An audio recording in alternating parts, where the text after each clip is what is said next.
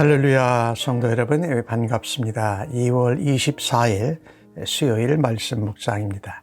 오늘 본문은 마태복음 17장 1절로 13절까지의 말씀입니다.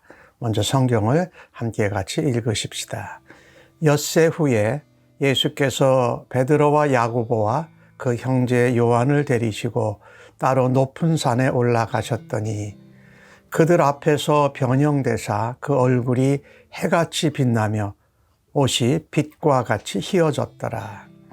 그때 모세와 엘리야가 예수와 더불어 말하는 것이 그들에게 보이거늘 베드로가 예수께 여쭈어 이르되 주여 우리가 여기 있는 것이 좋사오니 만일 주께서 원하시면 내가 여기서 초막셋을 짓되 하나는 주님을 위하여 하나는 모세를 위하여 하나는 엘리야를 위하여 하리이다.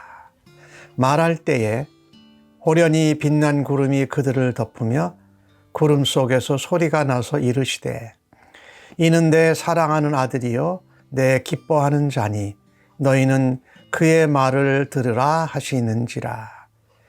제자들이 듣고 엎드려 심히 두려워하니 예수께서 나와 그들에게 손을 대시며 이르시되 일어나라 두려워하지 말라 하시니 제자들이 눈을 들고 보매 오직 예수 외에는 아무도 보이지 아니하더라.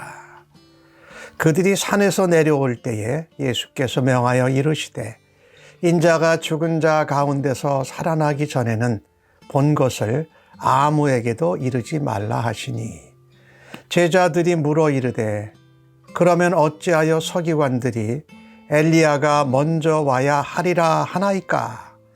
예수께서 대답하여 이르시되 엘리야가 과연 먼저 와서 모든 일을 회복하리라. 내가 너희에게 말하노니 엘리야가 이미 왔으되 사람들이 알지 못하고 임의로 대우하였도다. 인자도 이와 같이 그들에게 고난을 받으리라 하시니 그제서야 제자들이 예수께서 말씀하신 것이 침례 요한인 줄을 깨달으니라. 아멘. 마태복음 16장에는 베드로가 가이사랴 빌립보에서 유명한 신앙 고백을 하는 모습이지요.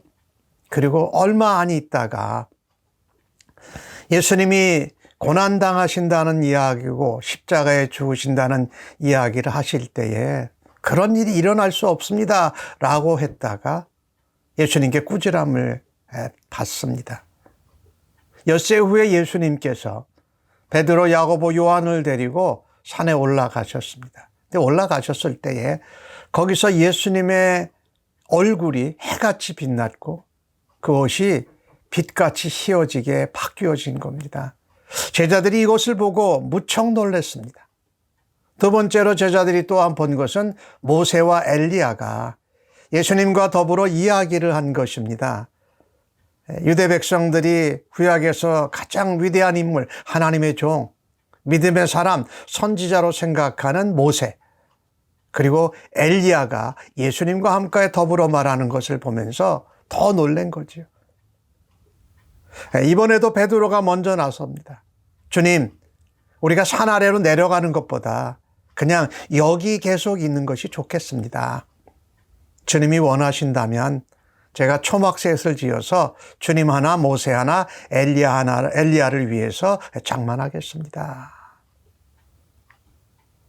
위대한 신앙 고백을 했던 베드로, 하지만 주님 앞에 하나님 나라의 일을 생각하지 아니하는 것 때문에 꾸지람을 받았던 베드로가 이번에도 여기서 있는 것이 좋습니다라고 말합니다.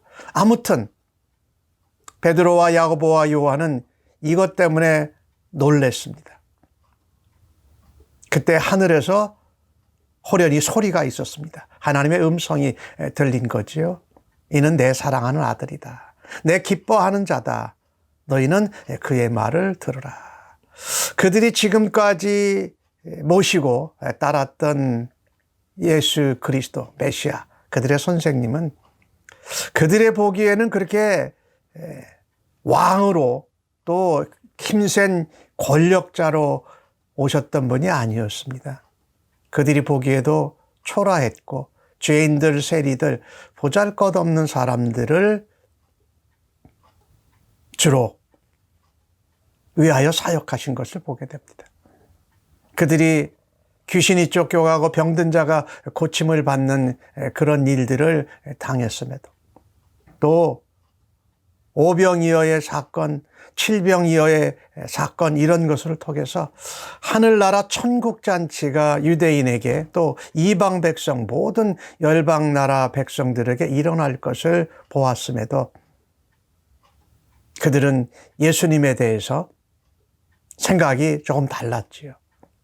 예수님은 초라하고 또 이 땅에 오셔서 실패한 그런 모습이 아니시지요. 특별히 오늘 변화산상에서 세 제자들이 예수님과 함께 모세와 엘리야가 대화를 나누고 얼굴이 변하고 빛이, 옷에 빛이 휘어지는 것, 하나님의 소리를 들으면서 그 예수님은 하나님의 아들이다, 하나님이 기뻐하시는 자다, 그래서 그분의 말을 들으라는 하늘의 소리를 듣게 됩니다. 엄청나게 두려웠습니다. 오늘 그들이 엎드려서 두려워했다고 6절이 말합니다. 제자들이 두려워하고 있을 때에 예수님이 오셔서 그들을 손을 대며 만져주십니다. 두려워하지 말라. 예수님이 그렇게 두려워하지 말라 하면서 손을 대어서 그들에게 말씀하실 때에 그들이 두려움이 사라졌습니다. 8절에 보니까 제자들이 눈을 떴습니다. 감히 볼 수 없었던 그런 엄청난 변화산상의 영광의 경험. 눈을 떠봤더니 오직 예수님만 보였던 것입니다. 아무도 보이지 않았다. 이 하나님께서, 예수님이 이 하나님의 아들이요, 또 모세와 선지자 엘리야와 비교할 수 없는 분이라는 것을 이 사건을 통해서 또한 보여주십니다. 예수님만 남았다라는 거죠. 이 변화산상에서의 경험, 하나님께서 특별히 세 제자들에게 그들이 모시고 또 따르는 선생님 예수 그리스도가 누구인지를 분명하게 보여주신 것이지요. 그런데 그것은 잠시 동안이었습니다. 우리가 이 예수님에 대해서, 또 하나님이 우리에게 보여주시는 어떤 현상들, 또 어떤 말씀, 이런 것들, 그것만 가지고 붙드는 것이 아니라 무엇을 붙들어야 됩니까? 예수님을 붙들어야 됩니다. 오늘 주신 8절 말씀에는 오직 예수 외에는 아무것도 보이지 않았다. 하늘의 소리도 없어졌습니다. 모세와 엘리야도 보이지 않습니다. 누구만 남았습니까? 예수님만 남았다. 그래서 우리가 이 땅에서 믿음의 백성으로 살아갈 때에 여러 가지 기적, 특별한 경험들 있어요. 하지만 우리의 눈의 초점은 항상 누구를 향해야 된다? 예수님을 향해야 된다라는 것입니다. 나의 믿음의 눈, 나의 영적인 시각은 과연 누구를 향하고 있는가? 우리가 엄청난 놀라운 일을 겪었을 때나, 또 엄청나게 힘든 어려운 일을 겪을 때에도 여전히 우리의 눈은 예수님을 향할 수 있기를 바랍니다. 예수님이 산에서 그들과 함께 내려오실 때 말씀하셨습니다. 인자가 죽은 자 가운데서 살아나기 전에는 오늘 너희들이 본 것, 모세와 엘리야와 대화 나눈 것, 내 얼굴과 못이 변화된 것, 또 하나님의 소리를 듣는 것을 아무에게도 이르지 말라고 하십니다. 이 영광 가운데 계속 있는 것이, 변화된 가운데 계속 변화산상에 남아있는 것이 예수님의 사역의 목표는 아니었습니다. 우리 예수님의 이 땅에 오신 목적은 십자가에 죽으시고 부활하셔서 이 땅에 구원의 소망을 이 되시는 거죠. 재물이 되시는 거죠. 그것을 예수님께서 말하지 말라고 하십니다. 왜 그럴까요? 이 예수님이 그와 같이 변형되신 것, 변화선상의 모습, 모세와 엘리야가 만난 것을 사람들이 듣게 되면 예수님이 십자가를 지러 가시는 길을 또 막아설 것입니다. 장애물이 될 것이지요. 그들의 왕으로 모시려고 할 것이기 때문입니다.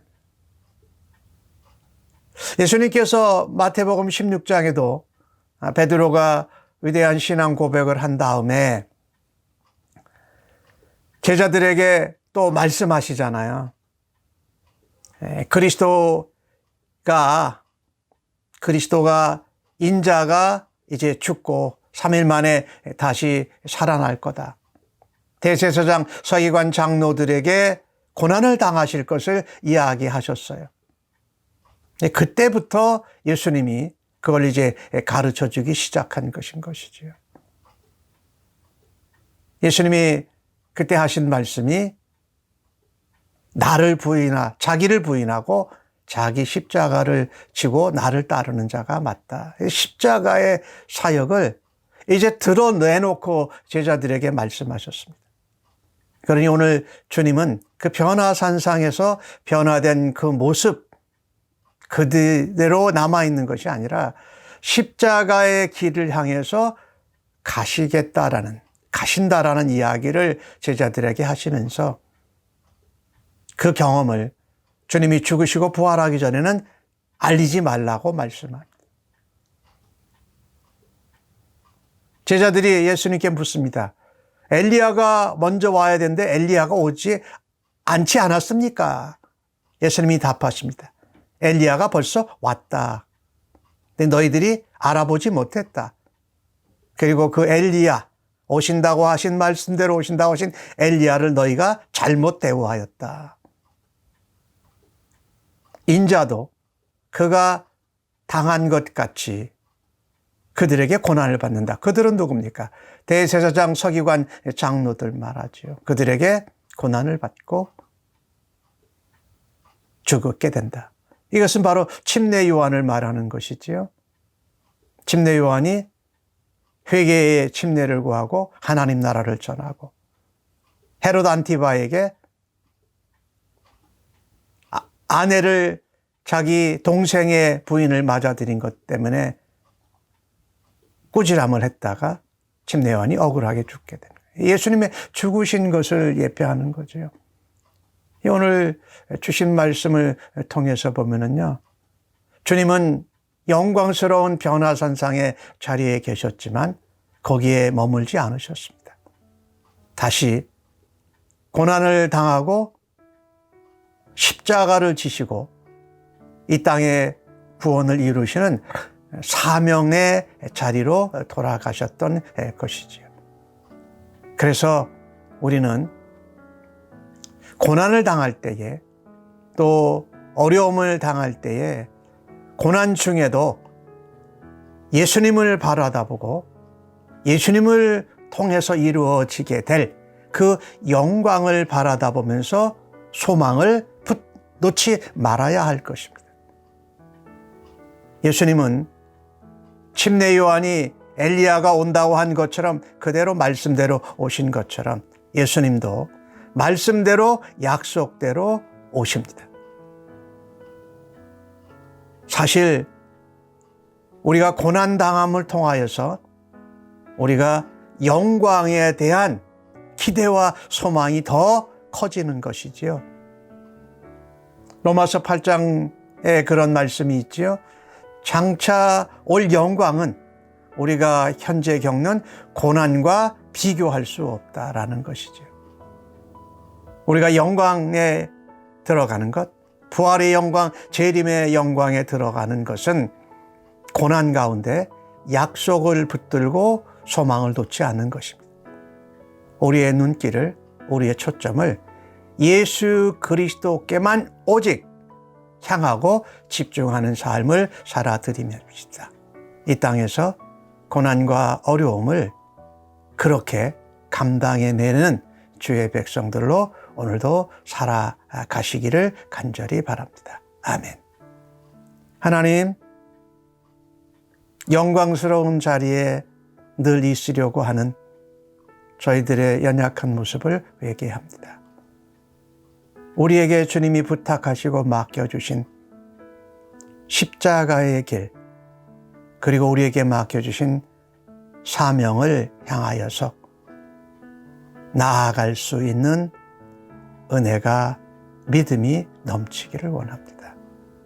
그래서 다시 오실 주님을 소망하는 재림의 약속을 붙들고 오늘도 승리하기를 간절히 원하오니 인도하여 주시옵소서. 감사합니다. 예수님의 이름으로 기도합니다. 아멘.